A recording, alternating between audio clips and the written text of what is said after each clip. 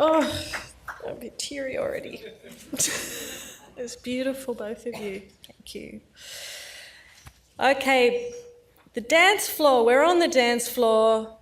The song's changed. Now it's a song about history, really grounding ourselves in the nature of the problem, the history of our gas infrastructure and what we've inherited. We're going to hear from Steve Bryant, President of Columbia Gas, and Audrey Shulman, founder and co-community organising legend in my mind. Heat, Gas Leaks Allies, Mothers Out Front connector.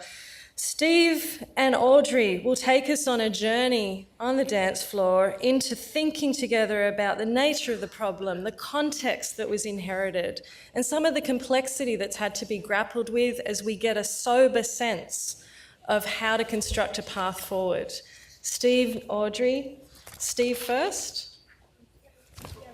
Welcome. Thank you.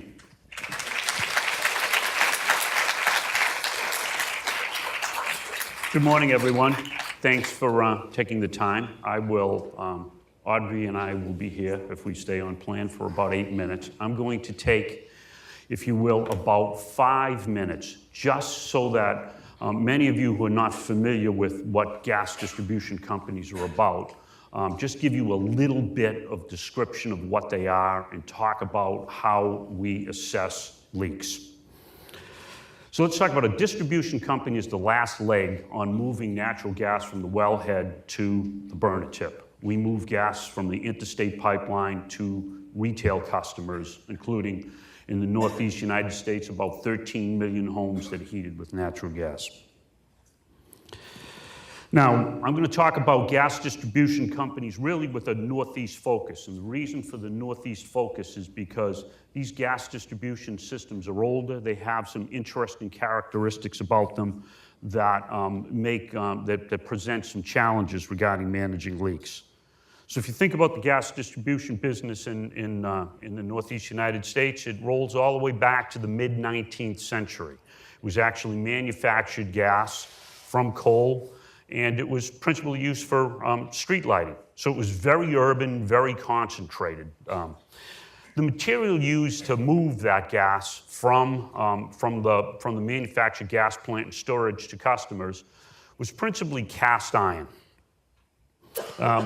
Really, the first material used, very durable in its sense.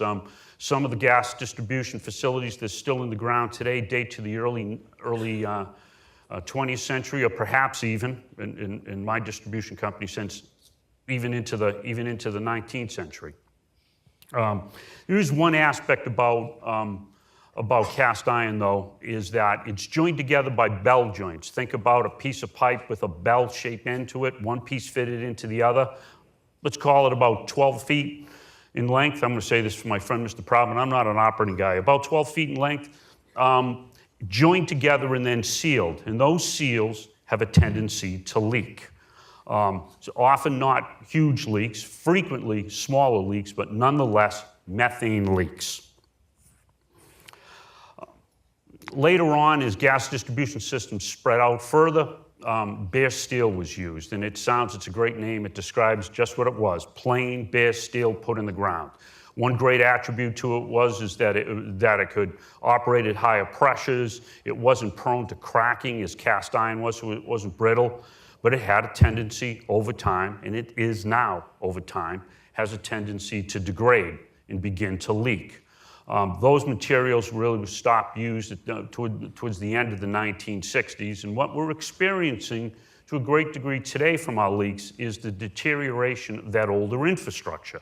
That bare steel infrastructure that was installed, much of it in the 1930s, 40s, 50s.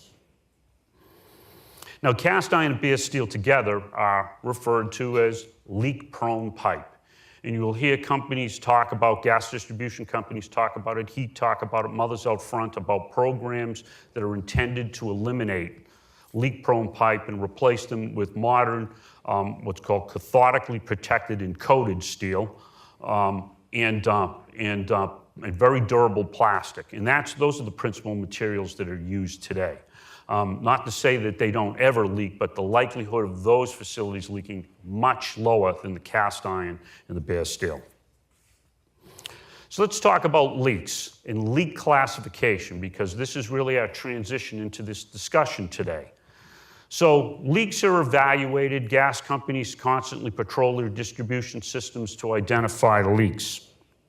And leak systems, and when a leak is found, it is evaluated. And it is evaluated based on risk in our definition. That is, the gas distribution industry is risk to life and property. It's the combination of leaking methane in air and an ignition source to create a potentially catastrophic event. So that's what we talk about. So we have a three-grade system for leaks, generally used throughout the United States. A grade 1 leak is deemed to represent immediate hazard. We fix it right away. A grade 2 leak is considered to be not hazardous at the time, but it has a tendency to become hazardous, and so therefore it's scheduled to be repaired or the pipe replaced. In Massachusetts, we do that. We tackle grade 2 leaks within 1 year of finding them. And then, now here's the interesting point and the transition point for us. Grade 3 leaks, not hazardous and expected to remain not hazardous. And again, the emphasis is on risk to life and property.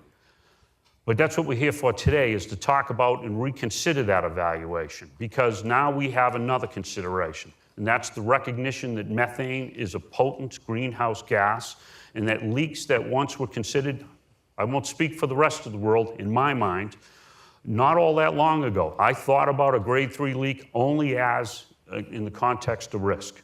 And we're here today to have a discussion about that evaluation and beyond risk, what's the impact of the environment? How do we consider that? And with that, I may turn it over to my partner, Audrey Schulman. Thank you.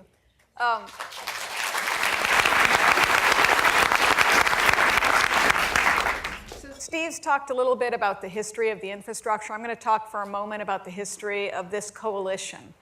A few years ago, HEAT published a report about data inconsistencies with gas leaks. And there's generally a dance that happens after a report like that is released, where the utilities in general cast aspersions upon the report and partly upon the environmentalists, and the environmentalists in return cast aspersions upon the utilities. In this case, one of the reporters interviewed Steve, and Steve responded that potentially this information could help his company get a little bit better. And when the reporter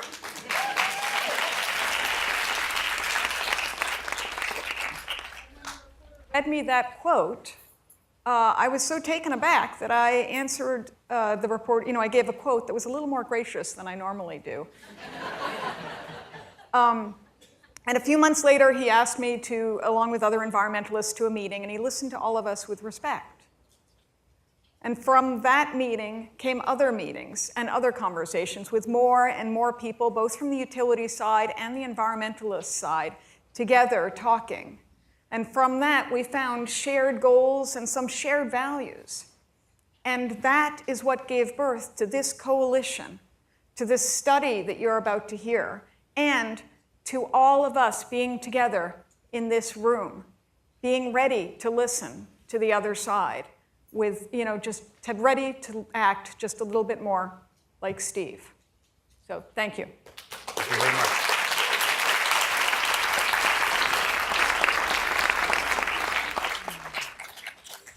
So we're still on the dance floor here, and next up we're introducing Representative Laurie Ehrlich, who will give us perspectives on the legal side of our adventures together. Laurie.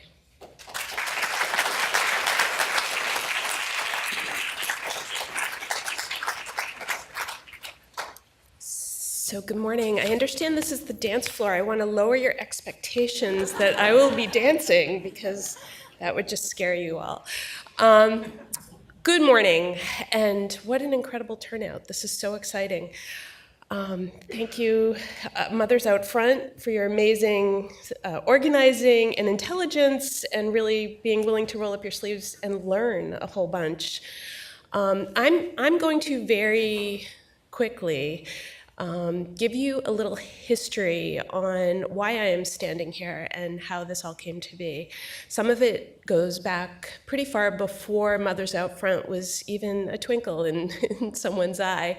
So, and then I'll bring you up to speed on what's going on in the legislature. My name is Lori Ehrlich. I'm a state representative. My district is Marblehead, Swampscott, and Lynn. My history of activism goes back quite long before I was a state representative. I hear Lynn Nadeau is in the audience. Lynn, raise your hand if you're here. Is she here? Linny, hi Linny. So the reason I call my attention to Lynn is she is my activist mother. I hope you don't mind me saying that, Lynn.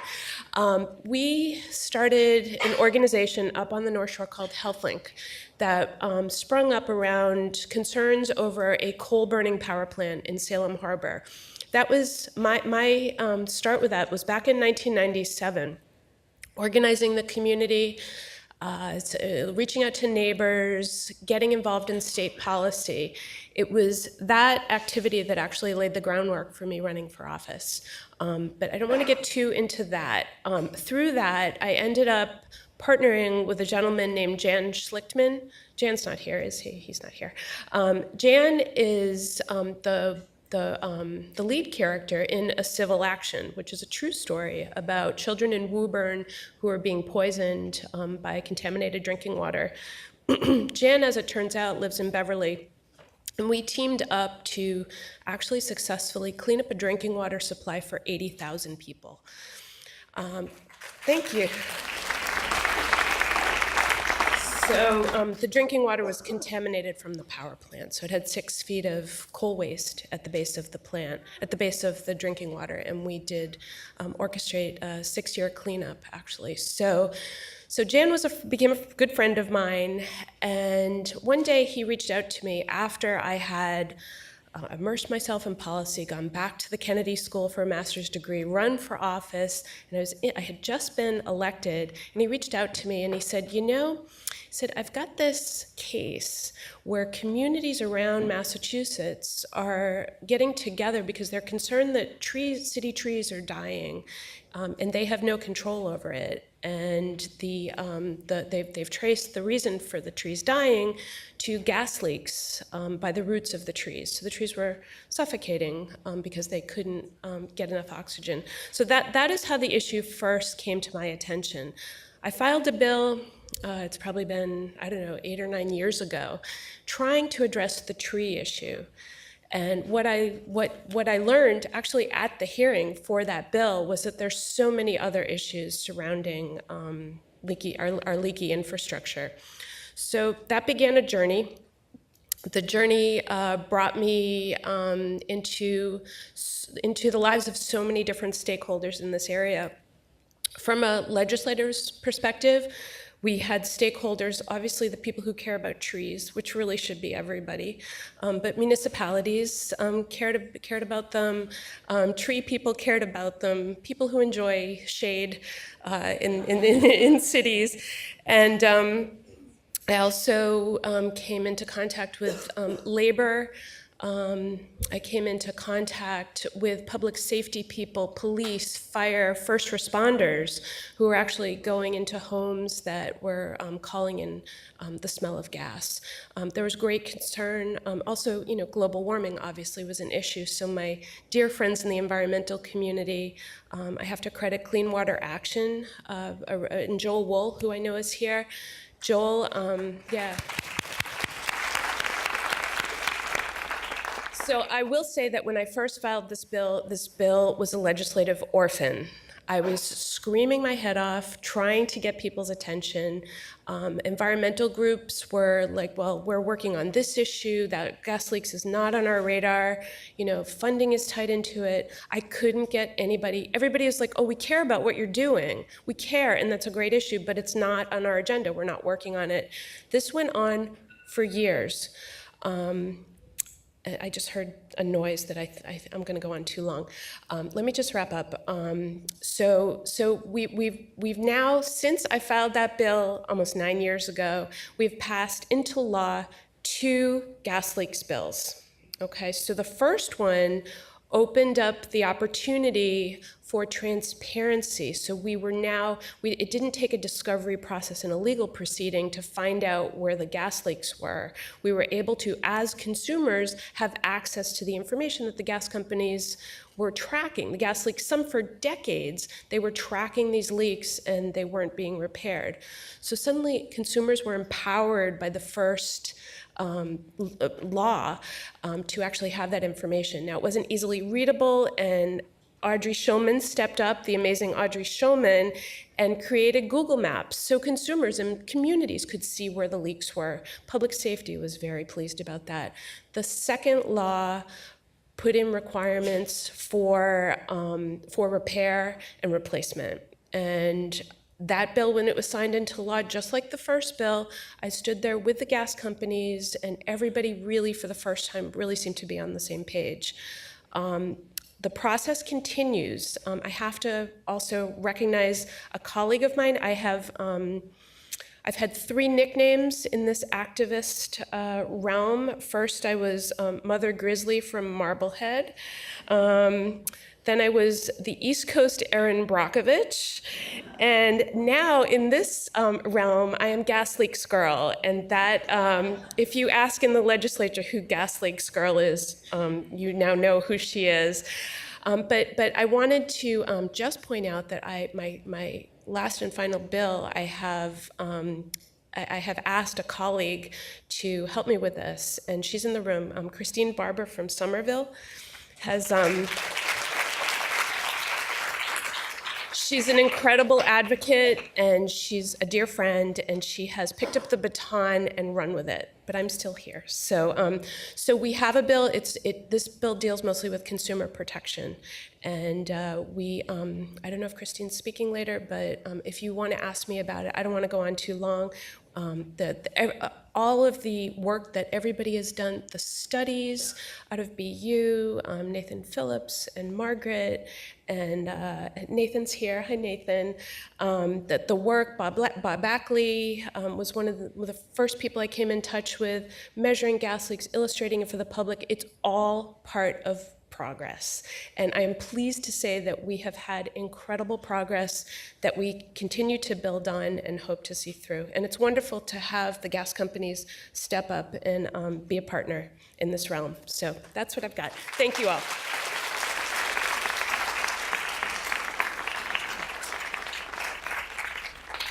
Thanks, Laurie. So you're starting to see how these different voices exist collectively, stimulating engagement and kind of turning the volume up on our joint efforts here. Next up, we'll hear from Dr. Margaret Cherney Hendrick. Now, Margaret's contribution to this incredible adventure that we're on together, she's done some leading research in methane and gas leaks historically. And you'll notice how in this story, the role of accessing that information, articulating that research, building that evidence base, and then sharing that with the critical stakeholders, what a crucial dimension that is in the work. So, Margaret.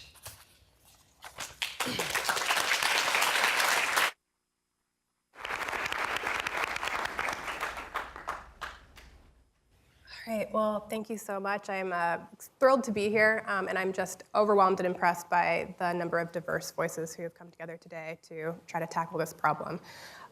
So I'm here to discuss some new research on high-volume natural gas leaks. I'm going to take you through, just so we have some context, a couple of the approaches for assessing these emissions, top-down and bottom-up, and then I'll detail a couple of the seminal research studies that have kind of projected and propelled us into the next space here with advocacy. Some of that research has, as Laurie mentioned, informed several state legislation movements. And I'm also going to go through a couple of leak definitions, just because we're going to hear quite a few today, so I think it's important to understand what we're talking about. And then just lead into some next steps of where we take these research results and going next. So the first approach to measuring these fugitive methane emissions from natural gas infrastructure is called the top-down approach. And this is when you mount instrumentation at altitude, so either on a tower or an airplane, so you can measure that well-mixed atmospheric air. And that gives you the advantage of being able to detect total emissions over a very large surface area, so even the size of a complete city. The challenges, of course, here are that it's very difficult to attribute specific emissions to specific leak sites. So parsing whether you have a gas leak from a distribution pipe versus a compressor station is particularly difficult with this approach.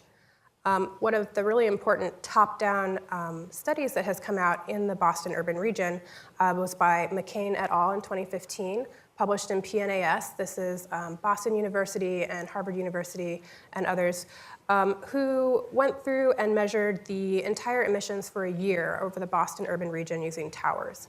And what they found is that the average leakage across all components of downstream components, so distribution, of the natural gas system in Boston urban region is about 2.7%. So that's roughly 10% of the entire state's greenhouse gas inventory. So that's a considerable amount of highly potent greenhouse gas that's being released into the atmosphere. And that product, that natural gas, is valued conservatively at about $90 million per year. So this is important research to sort of give us an idea of how big the problem is here. But what we need to know next is, what types of infrastructure components are causing these emissions. So it's not just from one gas leak or another. We need to know the types of leaks. So to get at this type of question, you need to apply a different approach, and this is called the bottom-up approach. And this is where you take direct measurements from particular leak sites. So whether it's some sort of natural gas utility component, or whether it's a cow producing biological methane. So here, of course, the advantages are that you have a very sort of intimate knowledge of your source of emission. You can get precise leakage measurements. But of course, as you will hear later today, the cost of sampling here is high, both in terms of time and money. It takes a lot of effort and a lot of money to do this. And you need to be very careful about how you select your samples so you don't introduce bias. So in order to try to solve a bit of this puzzle for matching the top-down emissions research that's been done, my colleagues, Dr. Nathan Phillips and Bob Ackley, so of Boston University and Gas Safety USA respectively, decided that we wanted to understand leakage from this aged natural gas distribution system. So we took it upon ourselves to characterize these point source methane emissions from leak-prone natural gas distribution pipes. And as you can see, I'm going to try to use this. This figure here was produced by Nathan Phillips and colleagues in 2013. This is a map of the Boston urban region, and it shows roads in red and concentrations of methane in yellow. So the height of the spike is correlated with the concentration of methane gas measured at road level. So this gives us an idea of where these leaks are located. So what my colleagues and I did was we selected randomly 100 of these sites that we knew to be located above cast iron pipes that were operating at low pressure, so about 0.5 pounds per square inch. We chose this type of pipe and operating pressure because it's most representative of the leak-prone distribution infrastructure in the Boston urban region.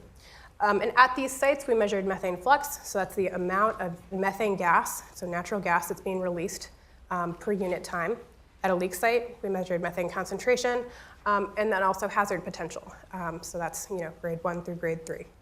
And a couple of major findings came out of this research. The first is that the size of a natural gas leak is not necessarily an indicator of its explosive risk. So we have a little distortion here. We found no significant difference between methane flux, so the emissions of methane natural gas, from grade 1 leaks and all remaining leaks. So that means that small leaks can't be disregarded necessarily as safely leaking. We found that 15% of the leaks that we surveyed qualified as grade 1. So this means that small leaks can at times be particularly difficult to detect with just driving surveys. So driving and walking surveys are done by the utilities. Excuse me. And as perhaps unsurprisingly, we found that as pipeline operating pressure increases, we see that the flux of methane gas at that site also increases. So perhaps the most well-known result of this research was that 7% of leaks contributed over 50% of the emissions that we measured in the entire study. So on the y-axis here, this is a measure of the number of leaks per volume category. So this is grams of methane gas released per day. And what you'll see is we found a predominance of small leaks and quite a few what are called large super-emitter leaks. So this term super-emitter is one that's been coined in the scientific literature. And this research was important in a number of ways. It helped characterize the distribution of leak size, which we didn't know before. So we know now that there are several small leaks, or few large leaks that contribute a lot of emissions. This directly informed, as Lori mentioned, an act to promote energy diversity, where we needed to develop criteria to reclassify grade 3 leaks that are determined to have significant environmental impact. Subsequently, this has led to a new proceeding from the Department of Public Utilities to revise gas leak reporting and classification and promulgate new rules to understand how to reclassify these particular leaks. There's a new public comment period currently that's going on with that. So before we move forward, I think it's important to parse a couple of definitions. So in the advocacy space, we now have this leak of significant environmental impact. We know that this is a grade 3 leak, so these are the leaks that are not hazard potential necessarily, but are known to have some sort of significant environmental impact. What we don't have a clear definition on currently is what that environmental impact is. So is that contribution of greenhouse gas emissions to the atmosphere and the climate change impacts? Is that the impact on vegetation and soil microbial communities, both which perform vital ecosystem services like heat regulation in buildings and carbon sequestration? Or is that impact to air quality, both indoors and outdoors? Then we have super-emitter leak, and as I mentioned, this is a term that's coined in the scientific literature now. We've found evidence of super-emitter leaks across the entire process chain of natural gas, from the point of extraction to the point of consumption. And now the common opinion is that there's this 5x50 rule to define this super-emitter leak concept. So for a given source category, so for a known population of leaks, we find that generally the largest 5% of leaks should be expected to account for at least 50% of total emissions. And as you'll hear later in the day from both Audrey and Zeynep, we now have a large volume leak definition as well. And generally this is 250 cubic feet of methane gas per day. And this is chosen to create a threshold that would maximize the emissions saved per dollar invested. And as I said, more details will follow here. So in terms of the next steps that we can take this research to inform where we're going in the future, we need to include regionally specific measures of fugitive methane emissions in both municipal and state greenhouse gas inventories. Local action has never been more important. It's not going to happen necessarily at the federal level, so we need to do our due diligence and make these regionally specific calculations now. We need to adopt this leak classification regulation that goes beyond just explosive risk and accounts for methane flux, as we're currently doing, and we'll hear more about. And again, we need to adopt leak detection standards that reliably and cost-effectively identify both small and large leaks. So with that, thank you again for inviting me, and I'd like to acknowledge my main funders who have helped perform this research.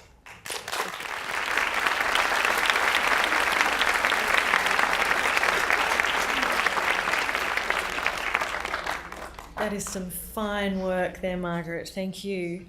So here we are. We've heard from our spiritual leaders, our parents, our legislators, our utilities, our activists, our academics. It's time to turn our attention once again to the powerful role of this partnership with our utilities. Next up, we're going to hear from Bill Akeley and Zeynep Magavi, who really together typify the growing nature of this collaboration and the power of this synergy that we're finding our way to together. Bill, president of Eversource Gas, and Zeynep Magavi, if you don't know Zeynep, you should know Zeynep. With Audrey and Debbie, they form the hot core of that powerful purpose-driven network that there is no escaping from. Bill, Zeynep.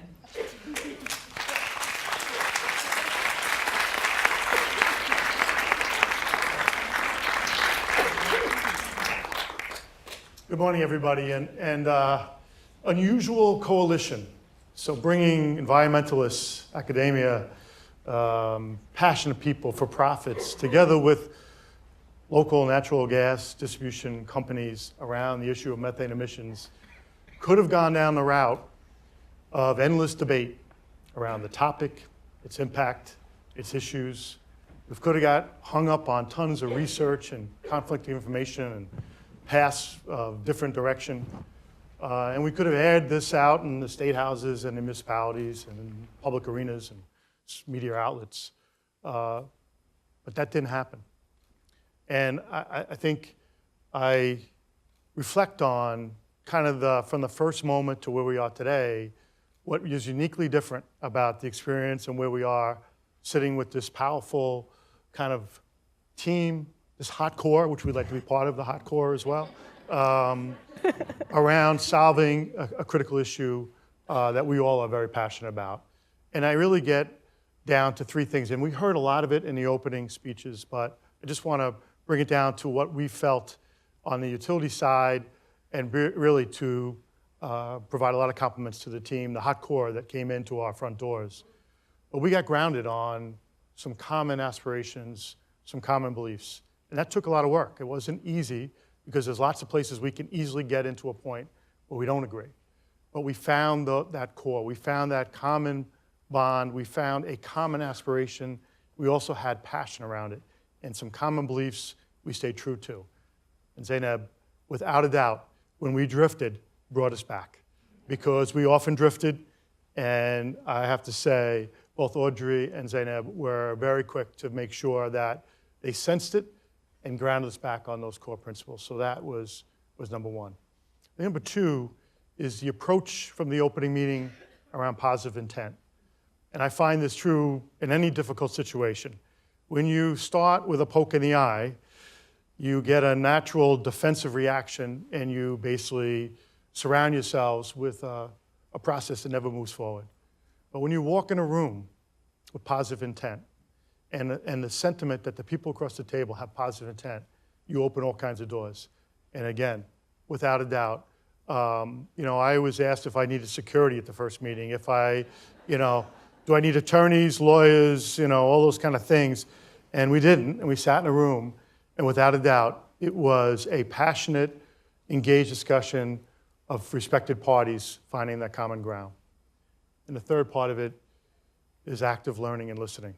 We have come a long way, and Steve highlighted from where the utility perspective is around life and property and the things we do to make sure we run a safe, reliable system to this renewed focus around the environment and the issues about methane emissions.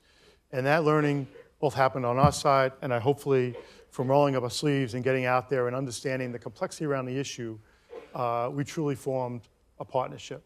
And a partnership we're very proud of, and this room should be proud of, and Zainab is a big part of. And I hope that post this kind of event and what you're about to hear, some of the great work and great accomplishments and great agreed approaches we want to put forth as a result of this effort, that we will not be referring to this as an unusual coalition going forward. This will be more the norm.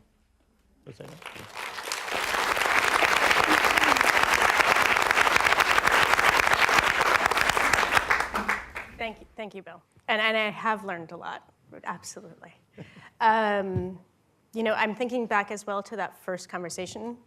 Yes. And where we didn't yell at you. And the first thing that we talked about in that room was our children. And that was our first common ground. And we actually found out that we both have 3 kids and have survived so far, although that's still a debate. And we also found pretty quickly that we did share a commitment to fixing the environmentally significant leaks. So by the end of the meeting, we had agreed to pilot the process in Cambridge. And the journey began. And along the way, we started to build trust in our relationship. And it was made a lot easier because Bill and everyone at Eversource took the process seriously. And they also delivered on what they promised to do. In fact, pretty early in the process, as one project deadline approached, a couple days before that, my phone rings and it's an unknown number. And the person says, "Hi, it's Bill." And I was really, really smooth. I was like, "Bill who?" My wife said. And he had to explain, William Akeley of Eversource Gas. And oh, hi. But he was calling me personally to let me know that there were some delays and we could work out an adjustment on the schedule. So that's the kind of engagement that we've experienced. And I don't want you to think that it's always been easy. We don't always agree. And actually, the talk by Dr. Hendrick, we could talk about methane emissions estimates, and we could probably get a good debate going, right? We could. Yep. Or we could just focus on cutting the methane and not worry about which estimate is closer to the truth. So that's what we've tried to do, is to focus on shared purpose and seek solutions and set the differences aside so we can get our work done. That doesn't mean we don't talk about them, because as we get to know each other, we're venturing, both of us, more into these conversations. And I actually think that some of those are maybe the most important work that our society needs going forward. We all have to sit down and listen to each other and talk.